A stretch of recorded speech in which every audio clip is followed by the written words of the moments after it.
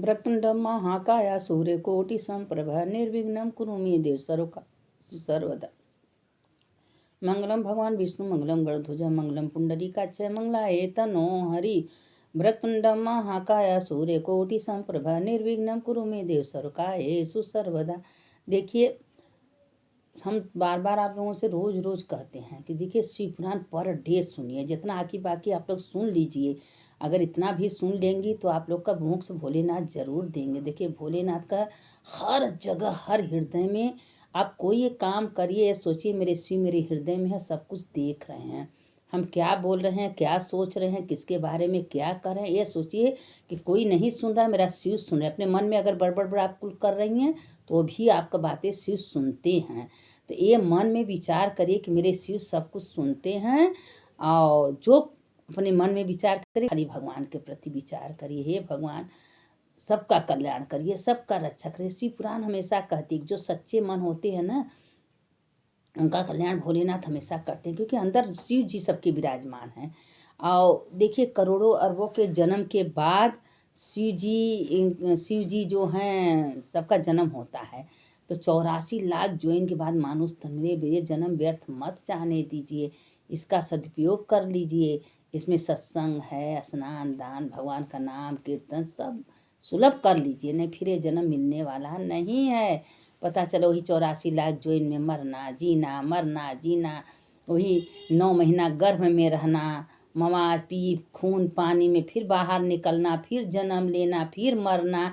क्यों आप लोग ऐसा कर रहे हैं? क्योंकि मानुष तन बड़े भाग्य से मिलता है, करोड़ों अरबों तपस्या के बाद मिलता है। और उसमें जो बहुत तपस्वी रहते हैं उन्हीं का मन भगवान सत्संग में, पूजा में, पाठ में, अच्छे ज्ञान में लगता है। नहीं तो सबका मन नहीं लगता है।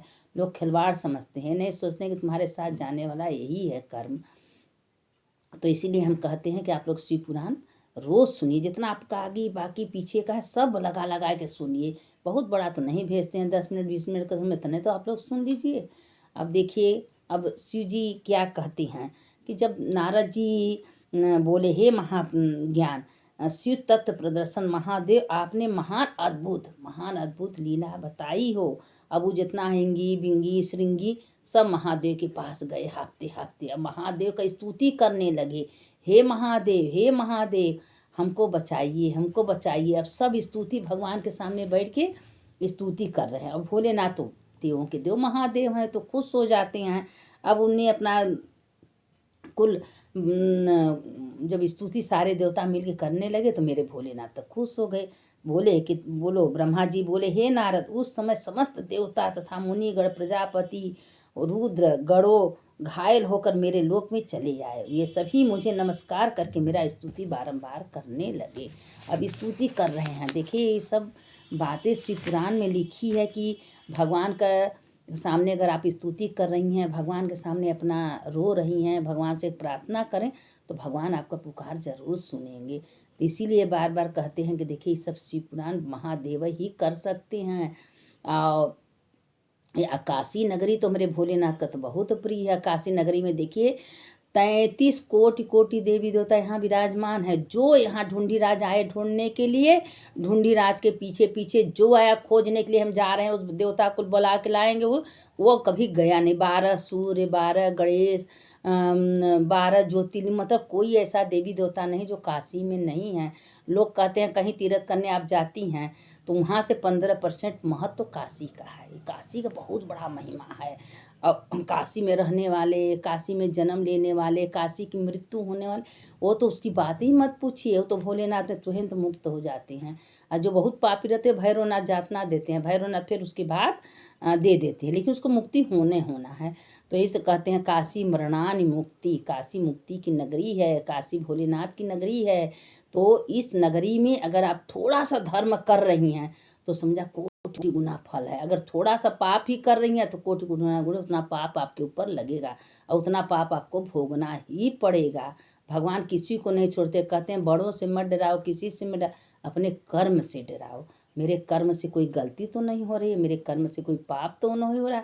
अगर कोई पाप हो गया है तो भगवान के सामने रोइए, गिड़गिड़ाइए, क्षमा मांगिए आत्मा से, हे भगवान आज ऐसा हमसे गलती हुआ, ऐसा पाप मत होने दीजिए। अगर भगवान के सामने प्रार्थना रहे तो भगवान आपका सारे पाप तत्काल नष्ट कर देंगे। मेरे भोलेनाथ उसमें कहा है। अब भगवान तो मेरे भोले अन्याय तो बर्दाश्त नहीं कर सकते। अगर उनके भक्तों का कोई भी कहीं से अन्याय या उनके भक्तों को कोई गाली दे या उनके भक्तों को कोई ताड़ना दे तो भोलेनाथ और पार्वती माता बर्दाश्त नहीं कर सकती हैं। अब वो कह रहे थे सब कुछ दिखाई दे रहा, विशाल वट वृक्ष, उस पर चारों ओर अपनी छाया फैलाए थे, शाखाएं 3 फैली थी, वृक्ष लगे घेर रहे थे, मतलब योजन वट वृक्ष के नीचे मेरे भोलेनाथ का निवास है। अब वो सब अपना योग फैलाए थे, निवास स्थान में बड़े बड़े योग वट वृक्ष फैला के पूरा पत्ते पत्ते से फैलाए थे, खाली भगवान की स्तुति करने के लिए, भोलेनाथ की स्तुति करने के लिए। कुबेर जो शिव जी के मित्र हैं उनके द्वार तथा अपने जाति भूत गणों द्वारा सेवित तपस्वियों योग्य मनोहर धारण कर रहे हैं। अब वहाँ देखिए भोलेनाथ के पास वट वृक्ष पीपल सब उनका प्रार्थना कर रहे हैं। देखिए देवों के देव, लोग कहते हैं देवों के देव महादेव हैं, इसीलिए कहते हैं भगवान भोलेनाथ अपने विष पीते हैं, बाघामन लपेटने सबसे सुंदर शिव जी हैं, लेकिन अपने रूप को बदल दे हैं। और सारे देवी देवता इकट्ठे उनके पास, जो कुछ बोलना है कहना है शिव जी से ही लोग मंत्रान लेते, क्योंकि उनके मत सब कहते हैं कि बुजुर्ग जो सबके घर में बड़े तो सबसे महादेव हैं, तो महादेव सबको राय बात। देखिए विष्णु भगवान को चक्र जो है महादेव दिए हैं, और जिसको जो है जो उनको है ऋषि जी के हड्डी से जो वज्र बना है इंद्र को दिवाए हैं। इसे मतलब कि भोलेनाथ ही सब कुछ उन्हीं का, इसीलिए लोग कहते हैं कि भोलेनाथ का पूजा करें सबका पूजा अपने आप हो जाता है, क्योंकि उनके में 33 कोटि देवी देवता स्वयं विराजमान है।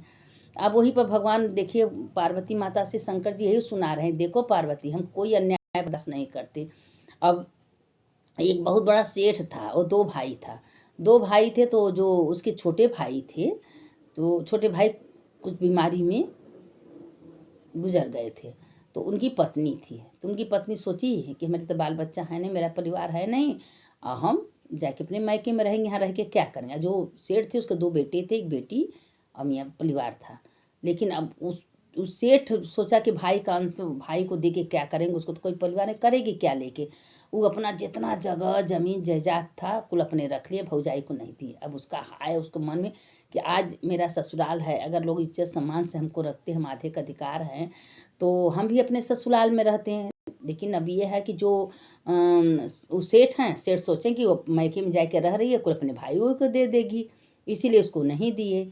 अब सेठ उसी समय से बहुत ज़्यादा बीमार पड़ने लगे, इतना दवा दर्पण डॉक्टर वैद्य, लेकिन सेठ को आराम ही नहीं होता था, एकदम आराम नहीं थी। एक जो उनकी भाभी थी वो भोलेनाथ की भक्त थी, भोलेनाथ का बहुत पूरा कथा सुनती थी, लेकिन मायके में रहती थी। हम रोज जिन्ना शंकर जी पार्थेश्वर महादेव बनाती थी, पूजा करती, विसर्जन करती।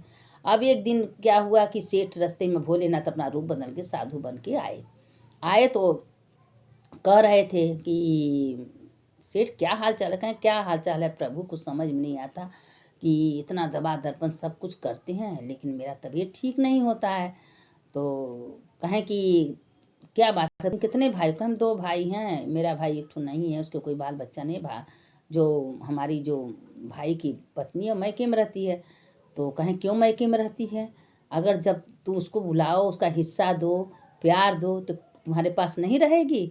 अच्छा, फिर सेठ सोचे तो गए अपने भाभी को उसको भाई की पत्नी को बुला के लाए, और उन्होंने क्या कर दिए कि 4 हिस्सा लगा दिए, तीनों बेटी का अपन एक हिस्सा उसको दे दे। वो तभी कुछ बोली नहीं, एक हिस्सा लेके अपना धिया दे दी बोने जोतने के लिए, फिर अपने मायके चली गई। अब फिर सेठ जो हैं दवा खाते थे, एक थोड़ा बहुत आराम हुआ, फिर सेठ इसी तरह बीमार पड़े थे। कुछ दिन बीते बीते बीते एक दिन फिर भोलेनाथ अपने रूप बदल के आए। कहें क्या सेठ अब तुम एकदम स्वस्थ हो? कहें नहीं प्रभु, आप तो बोले थे, हम उसको पत्नी को बुला के एक हिस्सा दिए, 4 हिस्सा लगाए, और उसके बाद उसकी तब हमारा तबीयत नहीं ठीक हो रहा है, आखिर क्या ऐसा गलती हो गया? कहें तुम बहुत गलती की हो। उसका पूरा का पूरा आधे आधे हिस्सा पूरा हर चीज़ में लगाइए, आधा हिस्सा आपका हुआ आधा हिस्सा होगा, वो जो चाहे सो करे, लेकिन आपसे कोई मतलब नहीं है। या नहीं मत सोचो कि उसके पास कोई नहीं है, क्या करेगी क्या जो करे ठीक। फिर बोला के न कहे भाई तुम नाराज मत हो, तुम पूरा आधा आधा हिस्सा बंटवारा कर दी ईमानदारी से, जितना सोना चांदी गहना खेती गृहस्थी सब बांट दिए सेठ। अब बांट दिए, वो अपन आधा हिस्सा ले ली।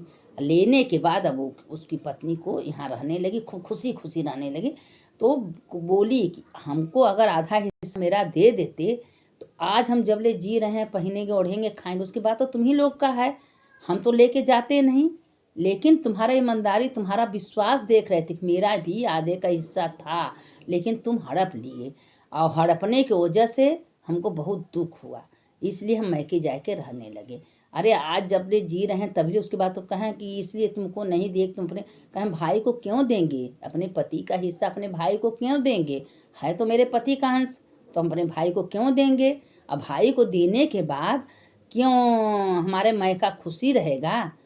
अगर बेटी कोई धन मैके में दे रही तो मैका वाला कभी खुशी नहीं रहते हैं, तो हम क्यों दें। तो उसी समय से सेठ जब स्वस्थ होने लगा, अच्छा होना, अब सेठ को विश्वास हो गया कि वास्तव में कोई ना कोई महात्मा थे कि जो कि ऐसे ऐसे बोले हैं, देखिए हम जब पूरा हिस्सा लगा दिए तो मेरा तबीयत ठीक होने लगा। देखिए अपने कर्म का फल सबको मिलता है, इसीलिए कहते हैं भाई का अंश खाए भय न, कभी भाई का अंश नहीं खाना चाहिए, जितना हो उतना दे देना चाहिए। अगर नहीं दे रही हैं तो उसका दोष पाप लगता है, तो इसीलिए भाई का हिस्सा नहीं रखना चाहिए। अगर भाई बेईमानी आपके संग कर रहा है छोड़ दीजिए, उसका न्याय भोलेनाथ करते हैं। कोई भी अगर आपका अंश हिस्सा चोरी चमारी जो भी कुछ खाता है उसका दंड उसको भोगना ही पड़ता है, लेकिन उसको समझ में नहीं आता किस रूप में हमको भोगना पड़ता है।